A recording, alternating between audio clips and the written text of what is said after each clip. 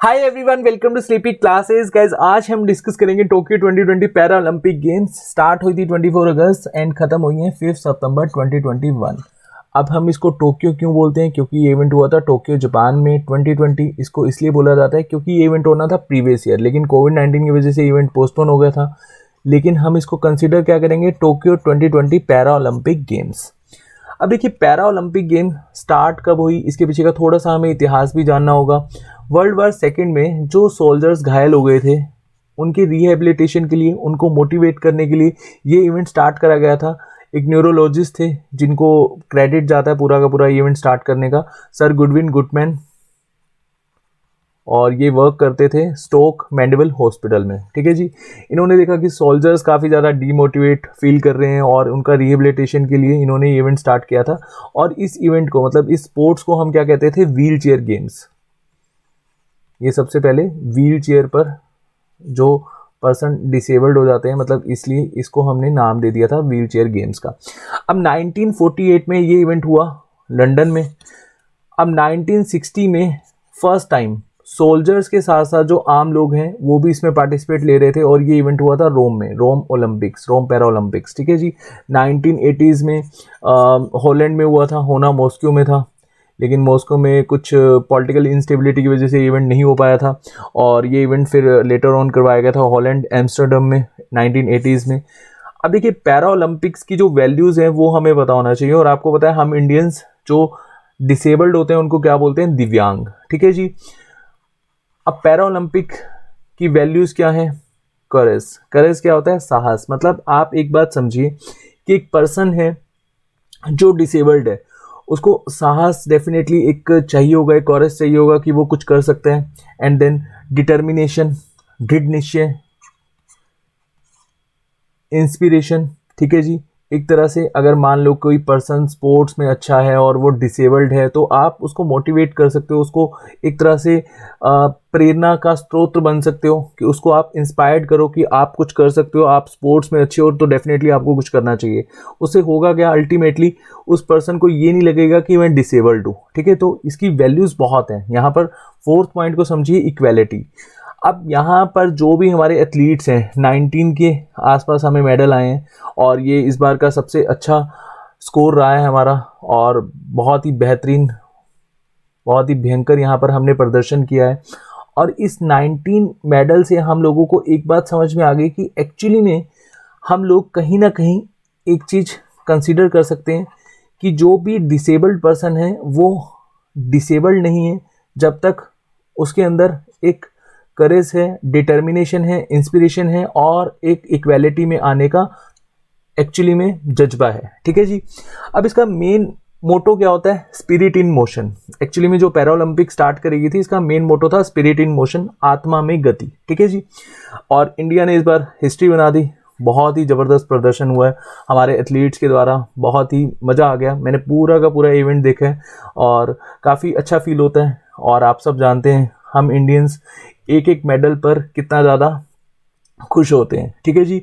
India ने इस बार history बना दी। देखिए, 2016 में भी आप सब जानते हैं 4 मेडल्स आए थे जो रियो ओलंपिक्स हुए थे। उसमें 2 गोल्ड आए थे, 1 सिल्वर आया था और 1 ब्रोंज आया था। ठीक है जी। और ये जो बेसिकली 2016 में हम लोगों को ये मेडल्स देखने को मिले थे, इसमें सिर्फ और सिर्फ 19 एथलीट्स ने पार्टिसिपेट किया था। लेकिन इस बार 2020 का जो ये इवेंट हुआ है टोक्यो में, इसमें 54 एथलीट्स ने पार्टिसिपेट किया और 19 हमें मेडल्स जितवाए हैं। ठीक है जी। 5 गोल्ड आए हैं हमें, 8 सिल्वर आए हैं, 6 ब्रोंज आए हैं। ठीक है जी। और टॉप 25 में हम इस बार शामिल हो चुके हैं।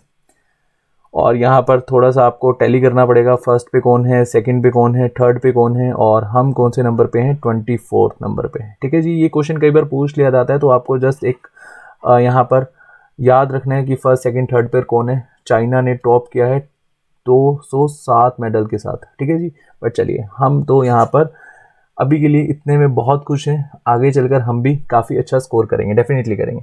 चलिए, India won only 12 medals from 1968 से लेकर 2016 में अगर हम देखें, हमने सिर्फ 12 मेडल ही जीते हैं। ठीक है जी। लेकिन इस बार हम 19 मेडल लेकर अपने घर को आए हैं, तो ये बहुत ही एक बड़ा हमारे लिए मोमेंट है, ठीक है जी।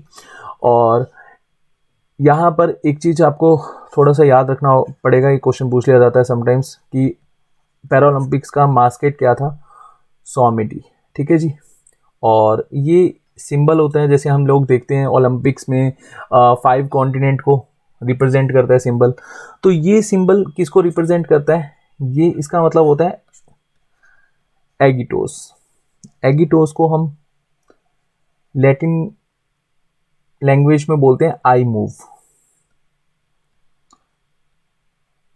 दिस सिंबल इज रिप्रेजेंट कि जो एथलीट्स हैं वो ऑल ओवर द वर्ल्ड से मतलब आते हैं और एक तरह से दिखाते हैं कि हम लोग क्या हैं, हम बिल्कुल आम लोगों की तरह ही हैं, हम डिसेबल्ड तो जरूर हैं लेकिन हम उनकी तरह परफॉर्म कर सकते हैं। इस तरह से इस पूरे के पूरे सिंबल को रिप्रेजेंट किया गया है, ठीक है जी। ये जो आपको रेड, ब्लू और ग्रीन देखने को मिल रहा है, लगभग आप सभी कंट्री के फ्लैग्स देखो तो उसमें ये कलर होता ही होता है। जैसे हमारे इंडिया के फ्लैग में आपको ग्रीन कलर देखने को मिलता है, ठीक है जी।